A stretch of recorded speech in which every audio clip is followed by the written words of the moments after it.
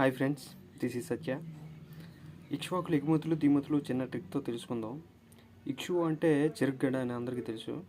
So చెరుకుని మనం పూజ టైంలో ఏదైనా పూజ చేసేటప్పుడు యూజ్ చేస్తాం. దాని నుంచి ఈజీగా నేర్చుకుందాం. ఇది పూజ చేసేటప్పుడు మనం గంధాన్ని వాడతాం. అలాగే నూలు వస్త్రాలు, అదే దేవునికి వస్త్రాలు అందిస్తాం. కొబ్బరికాయలు కొడతాం. అది కొట్టడానికి ఒక ఐరన్ రాడ్ కావాలి, ఇనుము. సో ఈ విధంగా ఎగుమతులు తెలుసుకోవచ్చు. సుగంధ ద్రవ్యాలు, నూలు వస్త్రాలు, ఇనుము, కొబ్బరికాయ. అలాగే దేవుని బంగారం, వెండి ప్రతిమలతో కొలుస్తాం. గాజు గ్లాసులో, అలాగే రాముడికి అలాంటి టైంలో పానకం పెడతాం. సో దిగుమతులు వచ్చేసరికి బంగారం, వెండి, గాజు సామాగ్రి, మత్తు పానీయాలు. అలాగే తమలపాకులు కూడా పెడతాం, స్వీట్స్ పెడతాం. సో ఆ టైంలో 2 శ్రేణులు ఉంటాయి.